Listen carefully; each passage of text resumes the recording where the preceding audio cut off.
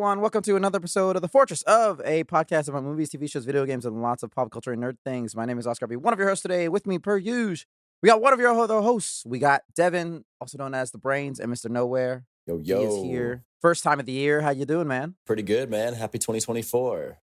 Hopefully the news is all positive this year. Can't start any worse than the last couple. What massive geopolitical event is going to give me stress now? Sadly accurate. I know. Oh, lordy lord. I think the Taiwan situation's been a little too quiet, so that'll probably pop off. No. All right, let's keep going. We got to move. We got a big show and not a lot of time, so we got to move forward. Yeah, so me and Devin are here for now. We might have a couple other of our hosts show up later. We'll see. Who knows? But for now, it's just me and Devin. And as usual, listeners, you can check the time codes if you want to skip any spoilers or skip any sections. It's all down there. Be aware of that. But with that, Devin, let's just get to it. We ready for our first segment of the week? Let's do it. News talk. Alrighty. First piece of news. This came out this past week. Xbox had what they're calling their developer direct, where they just showed off 5 developers and what games they're working on that are coming out in the year of 2024. We're not going to talk about all of them because, sorry, but we don't got that time, and not all of them are all that special. Sorry, they're probably going to be great for someone in the world. But we are going to talk about at least the big one that everyone is waiting for. Obviously, Machine Games, the people that make all of those most recent Wolfenstein games, the New Blood, which games of that I've heard are phenomenal games, like really good. They are making an Indiana Jones game, which is called Indiana Jones and the Great Circle. We finally got our first gameplay of it. Devin, you literally just watched it 30 seconds ago, and we both kind of had the same response. And I feel like I should be more excited than I am. Yeah. I mean, it'd be cool, I guess, but the cutscenes looked a little goofy. Like something was off with maybe they did too much facial tracking or something. I don't know what it is. But you could tell they really were proud of that, and they shouldn't be. Yeah, and again, I don't know if it's this is their style. Because I've never played the other ones, and I don't really remember what those Wolfenstein ones look like. But yeah, something about it reminded me none of this seemed very next gen to me. It seemed very this could come out on a PS4 or an Xbox One or whatever. Yeah, and I would believe it. Right? Not necessarily that's a bad thing, but it's just again, I think I expected maybe a little more. And also, it was the same thing when Cyberpunk was revealed. I was immediately turned off by the first person just because I was like, I'm playing Indiana Jones. I want to see Indiana Jones. Exactly. The first person's weird. Yeah, agreed. I don't love first person for games like this where you're doing a lot of different stuff. Yeah. He wipes down something at one point and I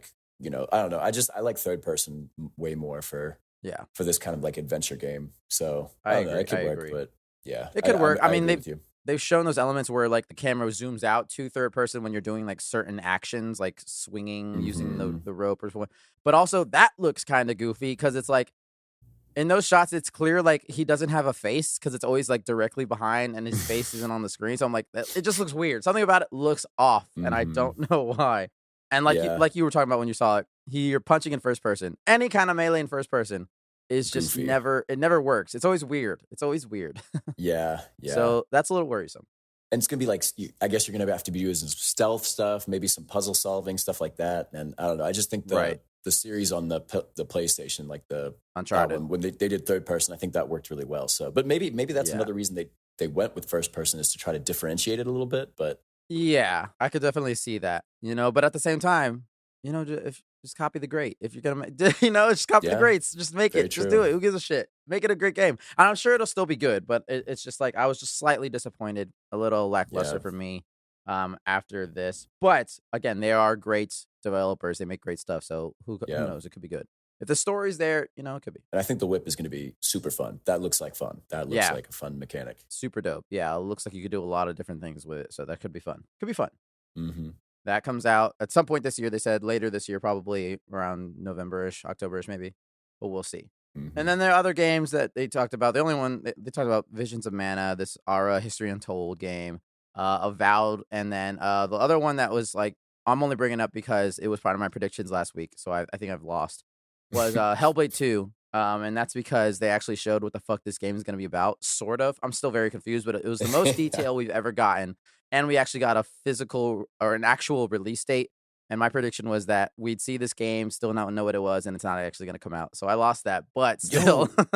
That is so true. I've watched footage of this game and the first one, and I still don't know how the game. I've watched gameplay footage, and I still don't know how the gameplay works. I don't know what is going on at all. Yeah, like I'm so lost. it looks good. Like it looks like something worth checking out. But I'm like, it does. Like what is like? How do you have a HUD? What is like, this game? Is it third person? I don't know. Can I use weapons? I don't know. The most I learned about this game watching this was she is like a Celtic warrior who experiences psychosis. That is the most detail I've gotten out of this game in the past like 8 years. Yeah, I mean, that's all I knew of the first one too. So yeah, so it looks good. It'll be pretty cool. This is one tiny piece of news that I'm worried about. The game's doing this is that apparently this game is going to be a digital only release. There will be 0 physical copies of this game sold, and I'm worried about it as a physical media person. I don't like that trend. I don't like it. They're gonna start owning your games. You're never actually gonna own anything. Listen, just take that shit away. It's the way it's going, man. Listen, like take it away. I'll tell you what. I downloaded. I was on FIFA 23 the other day, and they're like, "Hey, do you want to get FIFA 24? Or I'm sorry, FC? Do you want to get the club FC 24? You want to just pick that up for like $25?" And I was like, "Okay." And now it's just easy because I don't have to mess with discs or anything. I mean, it's easy. No, it's very easy. And the convenience is not. You know what I want though, and they'll never do this. You know how like Blu-rays that you could buy in the store, they all come with a digital copy in them. I need games to do that, but they'll never do it because then they can't charge you twice. True. They'll never do it. Yeah, it's just annoying. It is annoying when you have to put a disc in to run it. When it's like, it literally is just a key. At this point, the whole game is on my console. Like it's just a key to exactly. The disc is nothing. Yeah, that's what's the most annoying part. But yes. So cool. Those are some of the Xbox stuff. Let's move on, Devin, to our next piece of news, which I saved from last week because I knew you're the only other person that would know what the hell any of this meant. But it was announced that Laurence Fishburne will be joining The Witcher Season 4, a show that we both love and are excited for, as fan favorite character Regis. No spoilers. We won't spoil the books or anything. But man, this is the one character I've been waiting for so long to get to him because, God, he's so cool. Spoilers, listeners, he's a dope fucking character. Yeah, he's a very, very cool character. I like the casting a lot. I just wish... It's interesting. I never would have guessed. Yeah. I mean, Laurence Fishburne's been, he's been there. He's been waiting in the wings to have something cool. But, I mean, for me, it's too little too late. I'm so done with this show. That's the disappointing part. I mean, it seems like they're like, we lost Henry Cavill. We need another celebrity with the big name to join the show. Sorry, Liam Hemsworth. You weren't enough. Oh, God. Yeah. Henry Cavill to Liam Hemsworth is just, that's a big downgrade. Big downgrade. Yeah. Too little too late for me. I watched like 2 episodes of season 3 and they just went so far. They've lost the plot completely. So I don't know. Maybe I'll check out season 4, just skip it, see some highlights or something. I mean, I'm still going to watch it just because at this point, like I'll watch because like we've said in the past, it might be its last. I'll watch it. I'll see how the ship continues to swerve. It's just crazy. Like what they could do is follow the book and yeah, I know that would be great. But they just, for whatever reason, they just seem like allergic to doing that. So yeah, it's disappointing. I don't know, but he could bring it back. He really could single-handedly like carry the show. So let's hope they write a lot. That character could, and Laurence Fishburne, absolutely, that could be fucking incredible. Yeah, and I have a feeling it could be a thing. Like by the end of it, we're like, yeah, the show wasn't great, but fuck, Laurence Fishburne was fucking amazing in every scene he was in. Which I honestly might make me more upset. Yeah, and just like what a disappointment. It's like what you could have done. Yeah. Yeah. Because again, casting, at least for me, has never been a problem on that show. All of the casting has always been great, and it's just the story and the writing that was always a bit askew. The writing, it's all about the writing. If you're gonna adapt it. Don't take the Witcher skin and make something completely different. Yeah, it's tough. It's tough luck. All right, moving on. But to do so, we have to enter the trailer park. So let's do it. Mom's Spaghetti. Broken glass. Thank you, Devin. This one is very specific to our main topic, so we're kind of doing this out of order, but that's okay. That's because it is a teaser for Rebel Moon Part 2, The Scargiver, which is coming out, I believe, in April. This might be slightly spoilers for the main topic that we're about to talk about, because I told Devin he didn't watch it, but I was like, You don't really have to. You could have put part 1 on this, and you would have believed it. It looks like more of Rebel Moon of what we just saw. Granted, I'm like maybe it's better. Maybe it's a little better. Maybe it's more exciting now that the meandering is done. Again, this is spoilers for every type we'll talk about, but we'll see. We'll see. Yeah. I think you said that it looks like you could have just taken the footage straight out of the first one, and that seems about right. Seems about right for what we experienced the first one around. So it's a teaser that's teasing nobody. Yeah, it was like they just did it because I'm surprised they didn't just tag it at the end of the movie on Netflix during the credits. Yeah. That honestly felt like it should have been that. They should have just done that. It would have been better. Yeah, agreed. But it is what it is. So, but yeah, continue to listen, listeners, because we'll talk more about our thoughts on Rebel Moon right now. Because Devin, I believe it is time for our main topic of the week. Ooh. But first, like I said earlier, we might have a guest, usual host show up. And here he is. Alex has joined the Fourtress. What's up? We're here. Hello, Alex. I made it. How you doing, I man? made it. I'm out here. Yo. I was on a different moon, but now I'm back on this one. Planet Earth. He made it with the limited time he had. He has made it here to talk about this movie that we have all seen. We said some really bad, cringy dialogue to him that made no sense, and he's just like, "Okay, I'll join you." Why not? It's a good time. Yes, listeners. This week, first we're trapped in a fortress. This is a fortress that it feels like a lot of movies in the past. It feels like a mishmash of a million different things with a Zack Snyder filter over it because we are in the fortress of Rebel Moon. Part 1. Colon. A Child of Fire. I like how we both said colon, though. I did not realize this was a 2-part movie when I started it. Or maybe seconds before I started it, I was like, wait, which Rebel Moon should I watch? I feel like Rebel Moon and Dune, they both did that, where they're like, as soon as you're in, sitting down and starting it, it's like Dune, when you're in the theater, it's like part 1, really small. It's like, what? Dune was even sneakier with it, though, because they just called that shit Dune. So sneaky, so sneaky. But they definitely didn't want you to know that this was a 2-parter until you already started. So I don't know why. It would have been better if I knew that, because the off the bat, the pacing was really weird. That was one of the weirdest things. I mean, there's a lot of weird things about this movie, but the pacing, so much happened. Dude, but on the flip side, not a lot. I felt okay. I felt that way. This is literally my note that I wrote at the end of this movie to just describe my entire experience of this movie. Also, listeners, we're not going to do spoilers right now. We'll do spoilers in a second. I literally wrote, I feel like I didn't fall asleep, but I felt like I fell asleep. That's how I felt at the end of this movie. Like when it ended, I was like, what the fuck just happened? Yeah. That is a great way to put it. Like, I think I was fully conscious, but I definitely missed a good 20 minutes of this movie. I don't know how it happened. I'm excited to talk about it because there are a lot of things that I'm like, just have a big question mark about, like who, how, why, and what. The decisions made in this movie, like in the film and making the film, I'm just like, the decisions made for some of this stuff.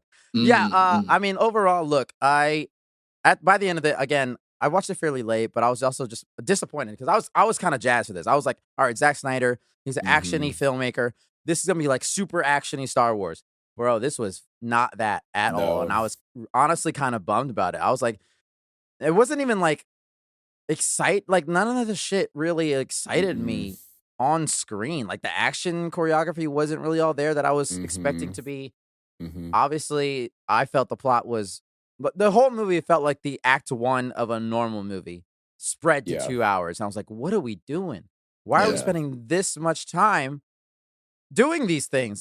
I don't get it. And apparently there's supposed to be an extended director's cut of this shit. What do we? I don't know. Anyways, are you kidding me? Don't need. Yeah, apparently. No, yeah. Zach, stop. God, make it better on the first time.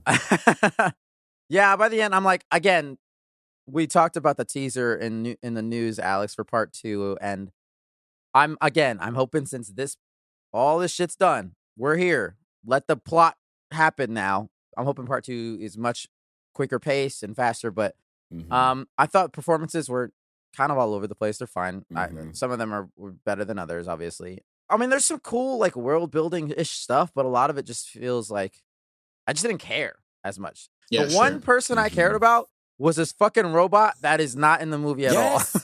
He was pretty cool. I wanted to know more about that. That was the only character that actually had anything compelling. Like, yeah, we need more robot for sure. Which it looks like we'll get in part 2 when he had that more antler helmet thing. But still, like, I don't know. For me, just pretty weak, like generic, cheap. Like the world, like they did some cool world building, but none of it really felt worth.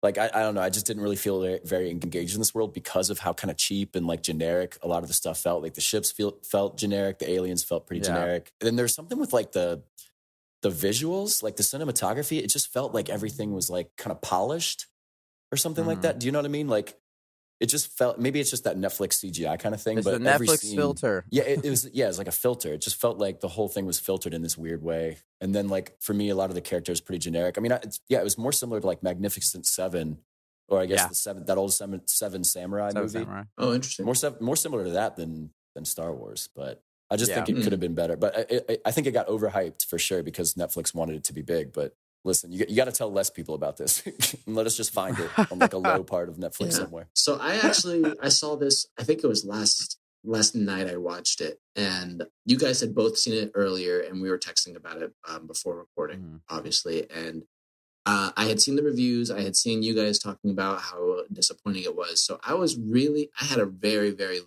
bar. I was obviously really, really excited before it came out, before anybody had seen it. I was super excited. I love Zack Snyder's style.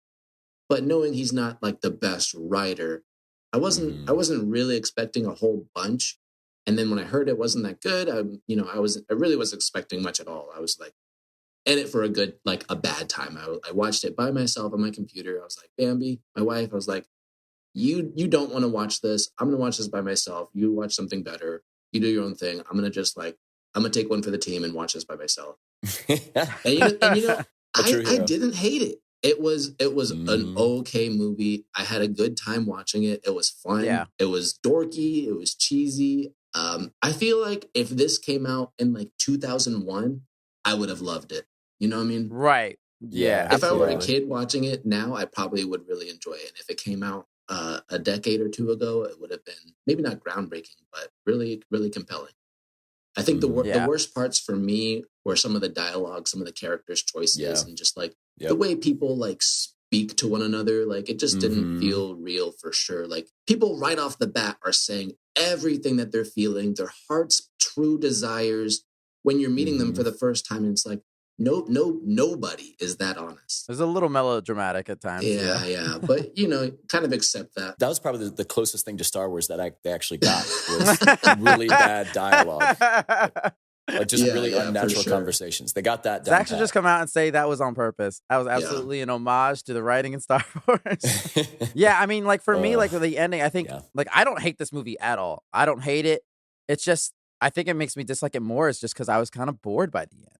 It didn't really leave a mark on me in terms of that's a sci-fi universe I want to continue to explore and be in. It was just kind of like. Oh, because I don't. No, that's what I'm saying. It wasn't by the end. That's what I'm saying, and that's what I think was like. I don't hate this movie. I think there's some good stuff in it. I don't think it's as bad as a lot of people have been saying it is, but I by no means say it's a great movie. I just think it was a movie I watched that was on Netflix that was fine. That I was hoping for more. I have no ill will towards this movie. It's just kind of just swept over me. I feel like it was somewhat, maybe because it's such a melting pot of fantasy and sci-fi, it was kind of a unique universe because it does feel, to me when I was watching it, it felt like so many different elements of sci-fi and fantasy kind of combined. It felt like Harry Potter. It felt like Star Wars. It felt like Matrix. Some of the characters and monsters and aliens that you're seeing could have existed in any or all of those films.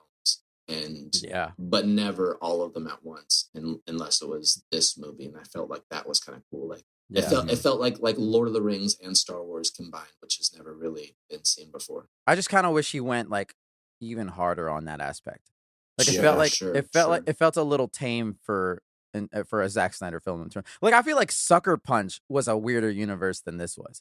That was like about dreams and memories and shit like that. And the visuals in that were like ridiculous and spectacular. And I don't remember, like there's very few shots in this movie that I would like, that was cool. That was really dope. That was dope. Yeah. I think that's I think kind of what you guys are touching on is like what I wish there was more of is like kind of the world building part of it. Because they went to different locations, but you barely, all of them were pretty generic. Like that. I don't remember any of those planets. They had the cantina scene. They had, yeah, exactly. You're not going to remember the name of any of them, but like they had the cantina part. They had the kind of like metallic world with like where they pick up the samurai lady. They had like the desert world where the other guy was, but none of them, you didn't get deep enough into any of them. Like it just felt like cheap and just generic for each one. So, and you didn't really get enough time with any of those to really be like, oh, that was a cool planet to explore. So I think that was a detriment. All right, let's go to spoilers real quick because this is a spoiler. So spoilers from this point on, listeners. For me, it was like I feel like they spent the whole movie is just finding the crew, which is again that's typically in Act 1 of a movie, and I was just like, man, how did he spend 2 hours finding these characters? And I still don't care or know much about any of them. Yes. I don't get it. I don't know how that happened. If he spent less time on some of them slow-mo shots, this movie is an hour and 25 minutes long. There is, and like I'm not usually one to complain, but he went back to old school Zack Snyder with the slow-mo in this movie. It is so everywhere, dude. So overdone. It was in every. It was like 10 times in every action shot. Like, bro, stop. It's so much. My favorite bad slow-mo shot was right when one of my favorite characters was about to die. The dreaded black guy with a huge giant rifle. That's the first one I was thinking about. And he was in slow-mo running up this ramp to spearhead the guy in the ship, which was kind of a cool moment, like on paper.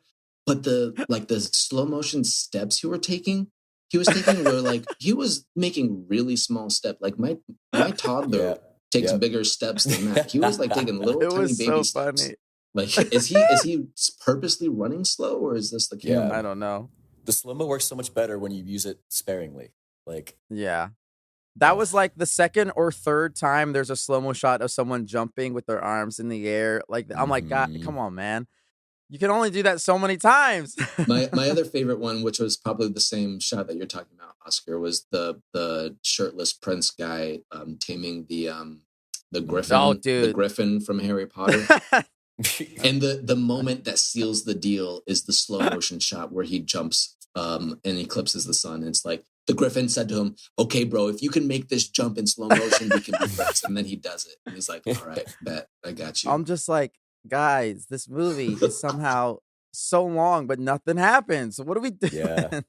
And all of them are the same type. Like the only one that had any differentiation was the smuggler.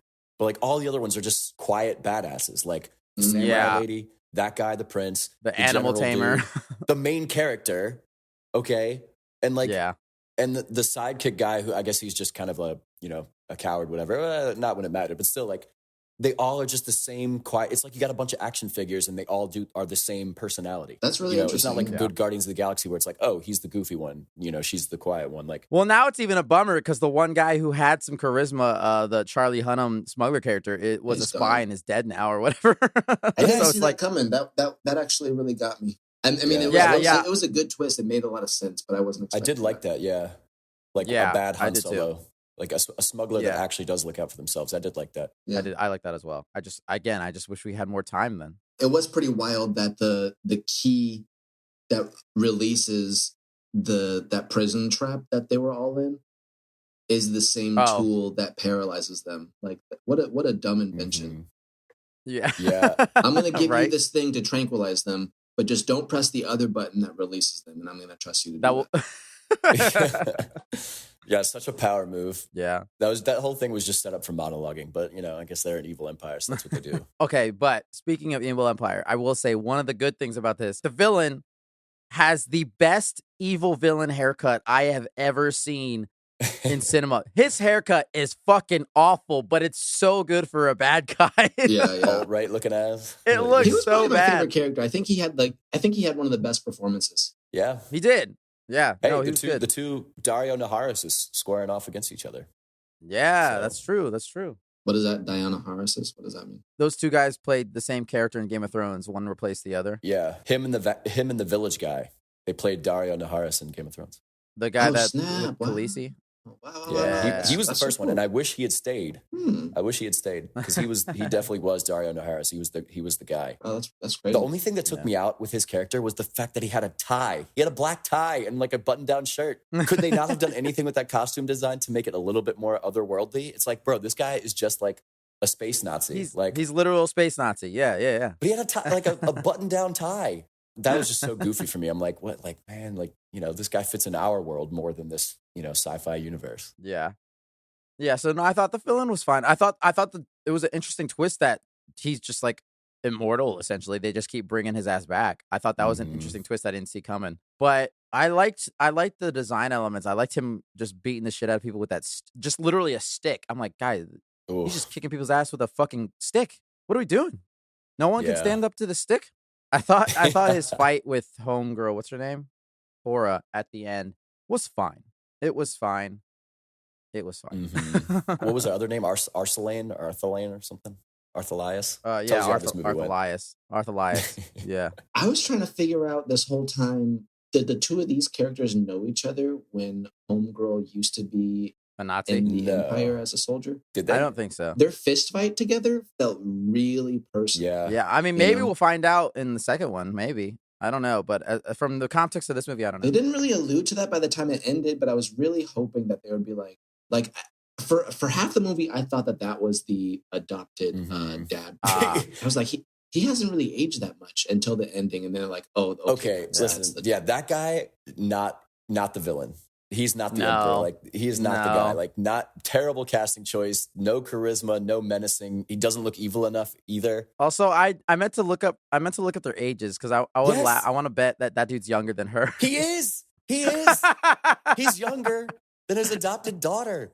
Can you give me something? Like, I don't get that casting choice at all. And also, Belisarius, that's literally the name of a Byzantine general in real life who was a general for the Byzantine Empire under Justinian. Belisarius, B-E-L. And then they just were like, Belisarius. I'm like, what the? Can you? That's funny. Dude, can you be a little bit more creative? That's kind of cool. I mean, I feel like only you and a dozen other people would like recognize that and maybe I appreciate stuff like that. But it's not like a direct homage to, maybe it was. They were just like, they needed, I see what you're saying. Maybe it was, but they didn't know how to pronounce it. But like, he was trying to be cool at the end with like the ice stuff. And I'm like, bro, I'm not intimidated by you. You're going to die immediately in the next one. Like, yeah, they're going to have to do something to make him a little more intimidating, and either in flashback or he's got to be able to do something cool. He ain't the bad guy. He ain't good enough. It needed someone it needed like a Hugo Weaving or something, or just someone like some old school Shakespearean-esque actor to fill them shoes a little bit, Yeah. Somebody that's a little bit more menacing. That guy is just so generic looking. Needs some gravitas to it. Yeah. I mean, that was the one element to this whole thing that I thought was kind of cool world building, was her story in terms of how she used to be basically the Empire's #1 ass kicker. And then something changed. She fell in love, blah, blah, blah, blah. People die, yada, yada. She had a change of heart. And how she is this like infamous person to the Empire. Like, they know who the fuck she is. So I thought that was all interesting. It just, I wish we had more of that in this movie. Yeah. I wonder why she turned. Like, I know they touched on there was like a ship crash and then she became this farmer. But like, what happened? Did she go AWOL? Did she leave? I'm wondering, did she assassinate the king? Because we know she was the royal guard or whatever, right? The daughter for a hot minute. But I can't really imagine her killing the king, queen, and the kid. But like, what's her deal? Honestly, that would be a hell of a twist if you find out she actually did do it.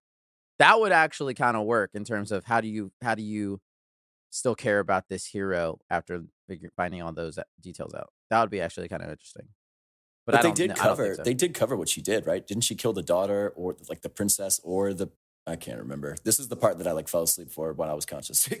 They didn't say that she killed them. No, she talked about how she felt like the daughter had like hope for bringing this empire into like a new like peaceful era. That's kind of the extent. And that world building element to the plot, I thought was interesting. How it's like they assassinated the one person that could screw up this military government, and just so that they could keep it a military government. I thought that was all interesting. But that was just in text in the beginning of this movie, and then or a voiceover in the beginning of this movie, and then one conversation later. I was like, damn, I was actually more interested in that. I think that's one weak point as well, is like, from the beginning of that movie, that exposition layout, you're like, okay, maybe the Empire's not so bad because, like, you know, there's a king and queen, seems like they're okay, but, you know, it's these other elements in the Empire that are bad. But then the more you get into the story, she's like, oh, we were this conquering bad, you know, we were the baddies, basically. But they weren't really consistent with that enough, I think, at the beginning. Like, I kind of wish they just introduced it as this Empire's conquering everybody, it's bad. You know, just stick with that kind of narrative, which they, I mean, basically immediately did. Like when they come in demanding people's grain, you know, they're bullies, but I think they introduced that a little soft. Yeah. It just felt a little inconsistent. Yeah, no, absolutely. For me, probably the worst scene was probably the animal tamer scene. All of that shit, that whole planet. I was just like, good Lord, I just don't care that much about this part. I was really hoping they were going to put the Griffin on the spaceship. Yeah, like, come on, take the animal, man. Let that be his, like, mount. Come on. Yeah. Because now I'm like, what else does this dude do for them? I don't remember what his special ability is now. He's just naked a lot. He's got a six-pack. Yeah, his abs. So we had him. Yeah. We had the fucking, the samurai warrior who has the lightsabers, who, those lightsabers are not as cool as lightsabers. No, they're not. The sword combat the sword choreography was really, not cool. I think that was my least favorite in terms of the action sequences. Every time she came out, like, I really wanted her to be badass. She was pretty cool, stoic and mysterious, but those swords were just not cool. No, they weren't. Not at all. I mean, I kind of liked the big robot spider she fought, played by Jenna Malone, which is hilarious. But it just felt weird. It kind of felt like playing Skyrim when you're just swinging around. Yeah. Yeah. Her hat was cool. I thought she walked around looking pretty cool. Yeah, she looked good aesthetic cool for sure. And I think she had some cool kills at the end in that last fight. But she was like the only one. I mean, you know, everybody else was kind of like a beat 'em up kind of character. So I don't know. Yeah. Which the last fight, I was like, I couldn't believe that was the climax of the movie. I was like, oh, this is it? A random shootout amongst these boxes? I had to check the time bar. I was like, I feel like, is this about to be over? I couldn't believe it. I was like, this is your epic climax. Is a shootout among 4 boxes like Uncharted or something. And it was so dark and like it just kind of. I couldn't believe it. It was very disappointing, especially when they teased. They did this in Star Wars too, so maybe they copied this from Star Wars. But like they teased something cool with like those fighters, like, oh, go get to your fighters, like we're gonna see a space fight, and then they just blow them all up before you get the chance to see them. So maybe they're saving that for part 2. Maybe we'll get to see a fighter fight. Because that's what we want to see. That'd be cool. But they just completely wasted that. The pacing is weird, man. It's really weird. Yeah. I felt like it was a long film, but it felt to me, it felt really quick and rushed. Like all like the collecting of all the different heroes. It kind of reminded me of like a video game like Mass Effect, where you're going to all these different planets and going on all these different side missions and helping them achieve their goals so that they can bond with you. But you're eliminating that middle part where you are trying to find them and stuff. It seemed like they just get to a brand new planet for the first time and they are in the exact right place at the exact right time. They find the person, no problem, right when they're about to finish their last thing to tie up all loose ends. It's like, it just felt really way too easy and way too quick. Yeah. I think the biggest culprit of that was when they go to find the old haggard general, Jaimin Hansu's character, and he's like a drunk and hanging out, and the girl has like one semi-motivational speech to him. He's like, all right, I'm in.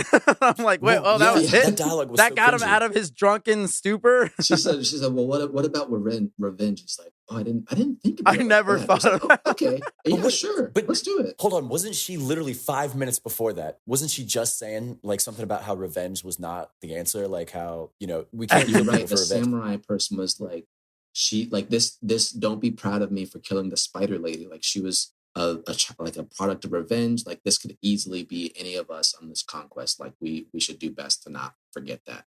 And then it's literally revenge is a plot point to get somebody else to like join. That really didn't make sense. Like, I mean, I guess it's like, okay, you gotta use whatever, you know, you gotta be a good coach. You gotta use whatever. Right. Manipulation. But like, But I was just like, I was so jarred by that. I'm like, didn't she just say 5 minutes ago that like revenge is not the answer? Like, it would have been really cool if it cut to the samurai chick wincing at that comment, being like, right, shaking her head. This is not the right path. But maybe the director's cut. Yeah, maybe. Yeah. I do shout out to we talked about this character earlier. He's the guy with the dreads that has the baby slow-mo steps. Ray Fisher, that is the guy who was Cyborg in the Justice League Zack Snyder movies. The one who had a lot of terrible background shit, and he basically got blacklisted. For real? Yeah, that's Ray Fisher. He was Cyborg. So shout out to him. Whoa, homie looks so much more grown in this movie. He looked different. He felt like a real teenager in Justice League. That's crazy. Yeah, so good for him. Based off the teaser, it looks like he might be back either in I'm assuming in flashback form, maybe. So good for him. Yeah, I feel like it's gonna be flashback, but it would be nice if he came back. Yeah, he was my favorite. He was cool. Yeah, that dude is fucking that squid, right? The bad guy. Is he having sex with that squid? He had some tentacle stuff going on. What's going on? He got grabbed by like the machine tentacles. Why is there random hentai in this movie? Yeah, that was He's got all those matrix holes in him. Like, to jack into this other world. Like, I got a lot of questions about him. Yeah. I didn't love that. Is he a robot or just a cyborg? And was he getting high on something? He like jacked into something with his lung, before he hung out with the tentacle lady? Or maybe they're just tentacles. We don't even know what it is. I think you're right. I think he was jacking into some machine or something. He was getting off. Jacking into that tentacle. That's just the thing they could have not thrown in there, and I think the movie might have been a little bit better for it. Well, what a hilarious element to have in there. In this entire movie of just kind of somewhat generic-y sci-fi fantasy stuff. And there's just smack dab in the middle of it is this dude with this squid. Yeah, I feel like that was the one of the last things they thought of, because that the tentacle arms, especially when it wraps around his body and his neck, that easily was the worst looking CG that I saw in the movie. I did not need that. This looks really bad. Did not need that at all. Yeah, I mean, that and the super like ugly, distorted looking like alien who wanted to pay for sex. Who just straight up grabs, assaults the dude at the bar. Good Lord. Yeah, that was nuts. Didn't need that either. Nope. And then, but although I did like, and in the most terrible way, that there's that one little like parasite alien that is just controlling a dude. Like that's that dude's life. He's just attached to this parasite to be used to talk to people. I mean, there was some interesting stuff there. The Mos Eisley Cantina, except it's all shittier. Yeah, it's just grosser. The only last thing, at least for me, and like we kind of hit on it earlier, was I want more of this Anthony Hopkins robot, Jimmy. I want to talk about. I want more of this robot. Was that Anthony Hopkins? Yeah. Wow. How they got him for that? Who knows? But I don't know. They're like he's voiceover. They're like, Anthony, you could just do this from home in a box. It's fine. Yeah, we'll send you a laptop. You could just record. I felt like that had the most like interesting backstory too, like aside from like that, aside from us caring about that specific robot, but just like the history around all these robots used to be warriors, and then when the king died, they like decided to not fight anymore. Like, I really want to learn more about that. Yeah, like they can just disobey orders if they feel morally obliged to, because the way he shot that one dude was pretty sick. He's just kind of that was probably the sickest kill in this movie. That was dope. Yeah, I wrote that down. Yeah. No, I want more of him. That was pretty cool. Mm-hmm. He's probably going to die. Let's try for a moment. Yes. And think about anything else that we liked about the movie. I feel like we talked a lot about the bad things. Well, we talked about Jimmy. We got Jimmy in there. I like was Jimmy. There anything that you guys liked besides Robot? Okay, this was something. It's not a good thing, but it is something I thought was like a cool, interesting, like terrible tactic. Was Cora talking about how when she was fighting for the Empire, what are they, the motherland, the mother world, they were encouraged as soldiers to find a lover, so they had something to fight for when you hated all the war and politics. That I was like, that's a good like evil fucking thing to instill on your soldiers and that's people. Pretty like, wild, yeah. I was like, damn, that's fucked. But like, I kind of like it makes them more evil. I think that was actually like a good world build there. I like that. Yeah, yeah, and it directly showed at the same time that like working in their favor when Homegirl's partner dies in the battlefield, and she's distraught and kind of frozen, and then she just has this rage and she's like, "Come on, let's go!" Yeah, and murders a bunch more people. Like that was pretty crazy concept for sure. Yeah. Mm-hmm. Look, again, like a lot of the stuff, I liked everything in the movie that wasn't the main plot. I liked all the background stuff. I liked the world building of the Empire. I liked the story of like, the whole the princess and the king and stuff. The king played by fucking homeboy Carrie Elwes from A Princess Bride, which was the hilarious. Dread Pirate Roberts. Yeah. Oh, wow. Wesley. Yeah. That's great. He's been some goofy roles nowadays. He's like all He over really the place. has. That's what, to me, I'm like, I wrote down this note. I was like, did the king assassinate his own family, or like, because he always like somehow plays a villain, so I'm always suspicious of him now. Other than the Princess Bride, I'm like, maybe this king wasn't as good as people were saying he is. Maybe he's not great. I'm wondering that would be if good. he, like, is he alive somewhere in like a mystical realm, or is he in like hybrid? Like, where did Homeboy go when he jacked into the Matrix in that water bubble? I think that's kind of like what it was. It's like a place where they can I don't know. Like it was their way of doing like the Star Wars, like, hologram I'm about to say, thing. this is where the blue Force ghosts go. Yeah. It's like a plane that they meet in. But where's the king's like physical body? Does he have a? Well, wait, that wasn't the king. That was the general, Balisarius. Oh, word. You're right. Yeah. See, all these people look too similar, and that's different enough for me. That's what I'm saying. Like, that was my main problem with this movie. Also, like, what are they like? Okay, all of this is to set up the defense of this stupid town. And like, first of all, we didn't talk about the village a lot. They spent so much time on this Scandinavian ass Viking village where they just I love shit. their accents. Yeah, I love that they were like had like Scottish Viking accents. Like, I was like, yeah, but like what? Like, okay, and then like, Why do they not? really need grain from this tiny ass village? Like, their efficiency cannot be great. Like, in a world where you have we machines, really need to eat a lot of rice. I kind of wish there was just a conversation where someone literally said that to Homeboy, bad haircut, and he was like, yeah, we're the Empire. We got to keep everyone in line. Like something. I don't believe that they actually need any of their supplies. No, they spend so much time on that. It's like, bro, you have spaceships, and you're telling me you can't come up with like a machine plow that could like quadruple the grain output of this little town. Like, she's using like a horse thing to plow their fields. Like, that cannot be efficient, bro. You don't need this grain. And they spent so much time on it. She was like, that horse plow didn't even look like, I don't know how plows work, but it felt like she was doing like just as much work. She was walking right behind it. She had a rope tied around her to help maneuver it. I'm like, what age are you guys living in? Just gotta steer it, I guess. You know what? And they had spaceship doors and lights. They had LED light panels that turn on with a push of a button. They had Star Wars space doors that go zoom zoom when you open them. Yep. But then they got a manual plow that the girl has to operate too. But also like a grand wooden great hall, like straight out of the Viking Age, with like like just all wood, no electricity in this house. But the neighbor's house is straight out of the year 2159. So who knows what was going on with that? I thought it was wild. One of the things I was wondering about, actually, I loved the Mos Eisley scene, the cantina. But I'm pretty sure that was the same planet that the farm was on, right? Yeah. Yep. It looked and felt drastically different. Yep. Well, I would say, I guess it's like that was the equivalent of like, you know how like Luke lives in a desolate piece of shit where there's one house and nothing else, but there also is that cantina there, so I guess that was their equivalent to that. It's a big planet, I'd imagine. But I'm just my thing for the next one is like, they're doing all this so they can defend this village.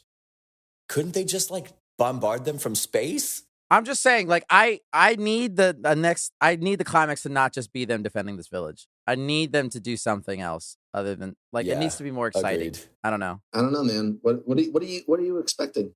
You think they're gonna go the farmers are gonna go to Mother World? I just like are they going to take down the Empire, or is it just defending this village? Like, I don't know how this story ends. Is it end with them winning this, but the Mother World is still a thing, or? Well, I mean, I think it depends on what Netflix trying to launch this into something else or not. Like, if they want to wrap a bow on it, please God, take down the Empire, and I think that would be best for everybody because this doesn't have a lot more legs left on it. I'm just telling you that right now. Do not try to make a miniseries out of this show or more movies. All right, we're good. We're good with two. Whatever is going to happen, I guarantee it has already been decided before this film came out. It's like, I feel like we're seeing the beginnings of a new franchise, whether it's going to happen or not. Yeah. The Rebel Moonverse. It's starting now. Please no. One of the things I really liked was that Eclipse planet with the squid face mustache king. Oh, that was cool. I forgot about that. Yeah, I thought that was pretty cool. It looked really ethereal, and I loved how he was like just like a middle ground option. Like we're just here for peace and diplomacy, and I'm here to help people. But then they kind of get slaughtered, which is really really sad. But I just liked that planet. It looked super cool. Yeah. It seems like that would have been an issue for them earlier if, like, yeah, this one species of people always gives help to whoever asks. So it's like them rebels are going to show up eventually asking for some help. So yeah. I want it to be more entertaining than this one was. I want it to be more entertaining. Make the action more cooler, polished, and I'll forgive the dumbness of everything else. Make it a little more memorable than this one was, and I will forgive a lot of things. The thing is, they had like some, I think maybe just because it's Act 1, right? So maybe they'll have some cool team ups and stuff. Because like the best part of Magnificent Seven was like when they got in there and they like, you know, like they had some cool team ups and like individual kills, you know, stuff like that. And like they just had all these badass moments. So they got to have some of that in the second part, because we didn't really get that this time around. I was like very, very let down by the final battle. I still need to know why everyone's on the team. No, because so far no one has shown like why they deserve to be there except for Samurai Lady. Yeah, well, the general guy's a tactician. He's a legendary tactician, so he hasn't done shit yet. Right. You got to do something in the next movie, man. You kind of find most about like the skill set of all these people in the last scene when the admiral is like giving the audience an intro on all of these characters. I was like, why is he talking about all this stuff? He's like, oh, because we, the audience, don't know. We don't know what the hell they can do. The audience has been watching this for an hour and a half, and they actually probably don't know yet. So we should probably recap for them. I think there was three or four times where somebody else tells us that the general is a genius. Yeah. I'm like, is he though? Tell me one more time, maybe I'll believe you. Yeah, we'll see. Yeah, not great. Well, those are all my notes. You guys got anything else to say about Rebel Moon? Excited for part 2, the Scargiver? I'm excited. You know what? I'm excited to see it. At the end of the day, like it was dorky as hell. It was super cheesy, but the vibes were fun. Like it was an okay time. Like it was. I think for the sequel, expect it to be terrible, and maybe it'll be fun to watch. Just be Set fun. Your bar low, and you'll never be disappointed. I had an okay time. Yeah, no, that's fair. It was a good vibe. It was a fun vibe. It reminded me of the movies that I used to love when I was like in middle school, and that was fun. Yeah. Fair enough. I think if it had come out in 2008, we all would have liked it a lot more. But it's 2024, so what a review! I know. Put that on the box. About a decade and a half too late. Yeah, like I could just picture us in high school being like remember 300? Like, man, the part, because listen, the slow-mo really did work in 300. That was cool. Like, yeah. When they break out of the formation and when that first charge and that it's kind of going regular speed and then slowing down for like little moments, that was sick. And there were many cool shots and like great shots in 300. That might have been his stylistic peak. I'm not gonna lie. But again, it's because that whole movie had a style to it. This one is a mishmash of a lot of stuff, and I think maybe that was the problem. Who knows? Got to mix it up eventually. Yeah. Alrighty, that is Rebel Moon, listeners, part 1. We'll be back in April for part 2. With that, guys, shall we now move into our final segment of the week? Oh, yeah. Let's do it. Which we like to call Free For All, title pending. This is a segment, listeners. We can kind of do whatever we want. We can talk about our day, talk about life, fight, rant, nap. It is Free For All. I can very quickly go first. Like last week, I was rattling off some stuff from over the holidays. I will continue to do so. So the first thing I did was I watched the Attack on Titan, the final episode. The dub finally came out, so it is now officially forever over, and I watched it. It was a good time. I hadn't watched that since the sub or the actual ending came out. So it was cool to see it in the English dub version. It was nice. It was a nice little bookend to that whole series. I still quite enjoyed it. I still liked it a lot. The performances are still very good. Oh. It's funny, by the end of it, I was like, man, I think I liked a lot of the Japanese original subtitled versions of these voice actors a little more. Maybe by the end, I'm not sure. I feel like most people do like subtitle versions of animes. I do. Yeah. I do. I'm a sucker for dubs, though, honestly. I'm a lazy watcher. I don't want to read. That's fair. It depends on what you're doing. Yeah. It's like a background show. You gotta go dub. Yeah, no, absolutely. And then the other thing I did was most recently, I got the The Last of Us Part 2 Remastered. Just came out this past weekend. I have platinumed the game. Damn. No. Okay. Yes, I did platinum it. It just came out? Yeah, it just came out on Friday.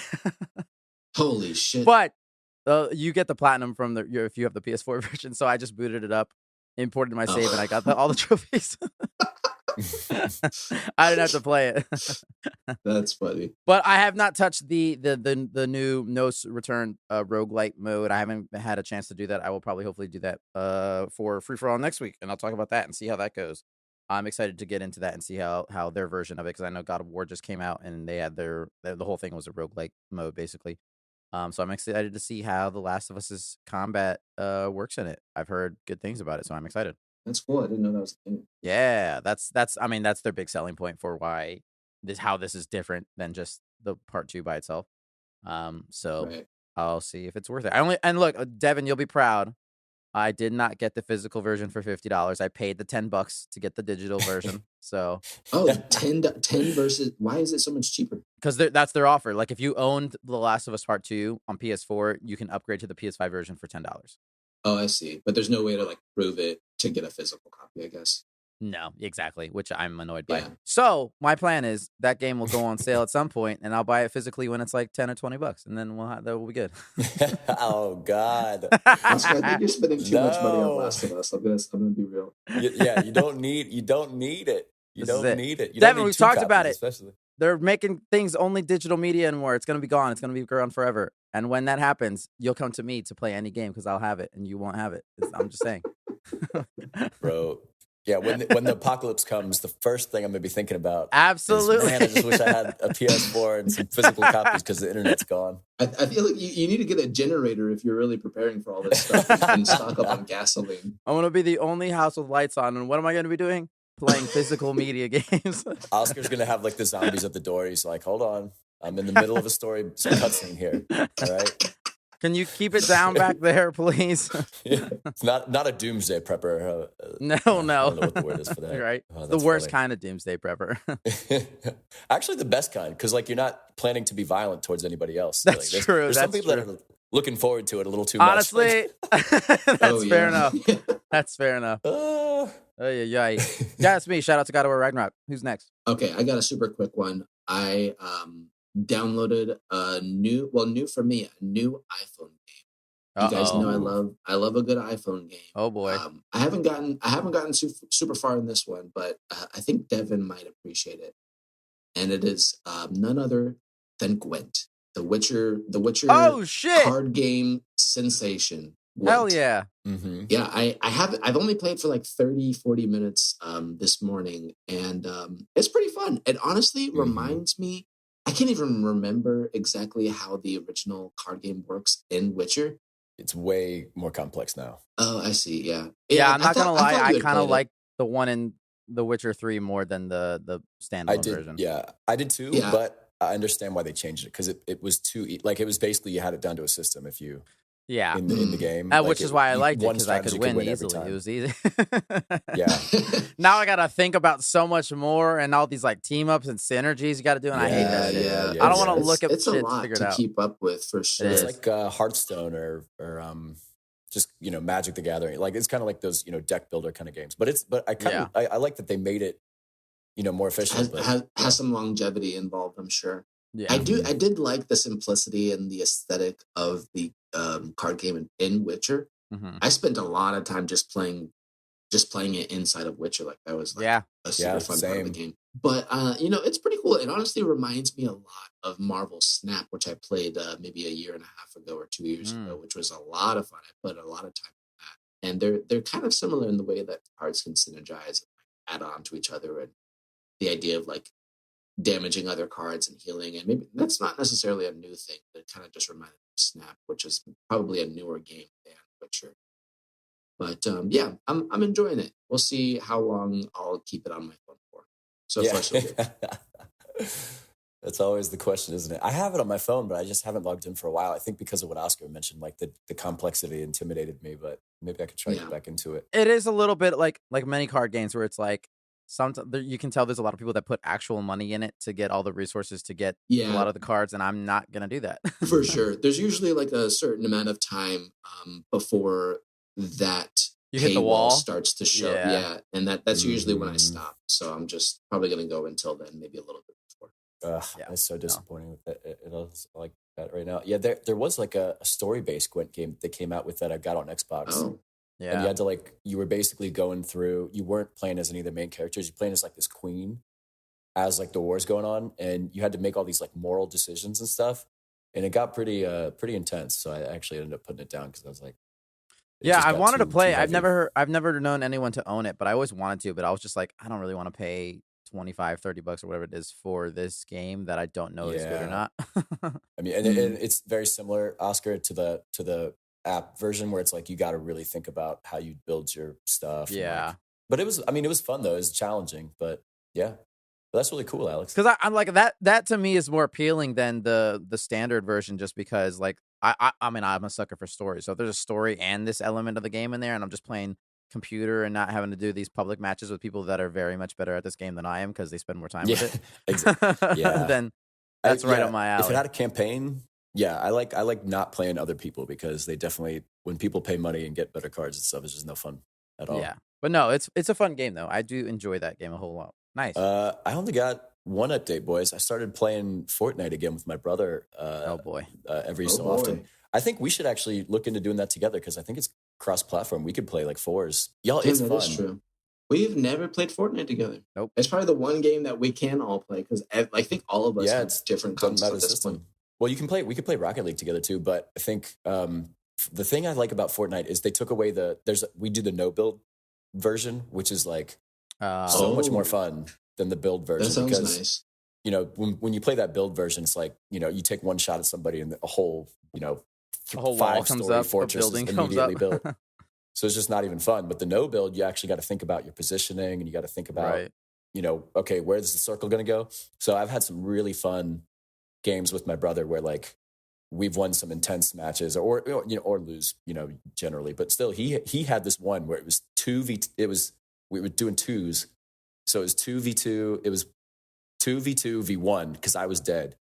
And he just like finessed it so perfectly. He was in the perfect spot, like waiting, and the other teams were two fighting, and one of them came back to heal, and he knocked that person down, killed them, and then there was one person left on the last team, killed them, and we somehow won. But like the thing that's great about those games, I think the appeal of the battle royale is like every time you can have a different story. Like every single time you drop in, it's you take a different path, you start in a different place, you get different weapons. So it's kind of like all the things that we love about RPGs, but just condensed and sped up. And you can do it repeat, which is why I think it's so addictive. So, but yeah, I've been enjoying it with my brother. It's a fun way cool. to play a game together. That definitely is a game, at least for me and maybe people of our like age or experience level with that game. It's definitely easier playing with somebody else, especially somebody else that is like more accustomed to that game. Because I am not good at that game. I tried playing it myself and it's not fun. But the handful of times that I played with my wife's younger brother, like he kind of wrecks shit at it. And it's like, I'm like, oh, I can kind of understand how to play this game because I'm not like scrambling for my life. Like he's like, we just need to go over here. Let's go into this building, pick up these items. Don't worry about that. I'm like, okay, I understand. Yeah. I just needed some fucking help out here. You just need someone to, exactly. Especially like it's hard to jump into like any battle royale game where it's like there's 1,000 different buttons on the screen and menus and like locations you can go. It's like everyone already knows the best places and all this shit, you know. But once you get the hang of it, I think the UI is very good. Like it's very intuitive. The controls, you got to tweak a few things, but like it's very like user friendly. It's a very easy game to jump into and just kind of get, you know. And you can always it's not a lot of pressure if you hop in and get killed immediately. So you just stay in those lower levels where it's more fun. And that now they added in bots where like you'll know if it's a bot that's shooting at you because they'll start missing, but or they'll just be shooting at each other forever and like keep missing each other. But it fills out the map. So like usually there's a few of them that drop at like every spot, so you're never really alone. That's cool. No, it's fun. I enjoy it. You know, I feel like Fortnite gets a bad rap, but it's. You know, it's a trendsetter for a reason. It's I respect Fortnite a lot actually.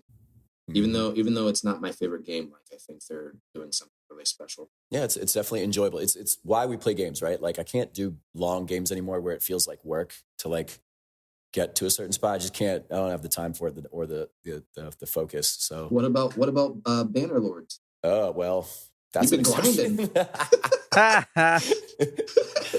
That's an exception. That's an exception. I'm currently at war with like the Julius Caesar of my universe, and it's brutal. It's tough. Oh shit. But the Mongol hordes will overcome. We will overcome. We'll meet them in the field. We won't meet them in the castles. We'll meet them on the field. Definitely. All right, everyone. That is Free For All, which means that is our show. Listeners, you can email us at thefortressof@gmail.com, Fortress spelled F-O-U-R. Feel free to email us any questions, feedback, recommendations, or anything like that. Follow us on Twitter, Instagram, and the YouTube channel at The Fortress of. Tell your friends, tell your family, tell your grandma, tell your cat. Follow the 3 Bollywood R's, rate, review, recommend us to anyone and everyone you know. Thank you, Jackie, for helping edit the podcast every week. Thank you, Brian, for the art, Alex for the music, and thank you, Devin, for being here, even when you're not here. You can find Brian on Instagram at ITZ_, by the way, Alex Peterson Films with Devin. You can find him watching some soccer game on mute somewhere. Yeah, literally right now. Little did you know, listeners, the whole podcast, Devin has been half here, half there. I still had enough. He had enough juice. Focus to just shit down the throat of Rebel Moon because that's all it deserves. Next week, I don't know. We'll do something fun. We'll be here. But as usual, happy holidays, everyone. And put a coat on. It's cold out there. It is actually fucking cold right now. I'm over the snow, guys. I'm over the snow. It's ruining things. It's like 30 degrees here, and that's here. Damn. Yeah, okay. I don't know what it must be for y'all. This winter is going to be rough. It's bad. Winter's like global warming my ass. You keep forgetting about me. All right, listeners, that is our show. We will see you here next week on another episode in the Fortress of...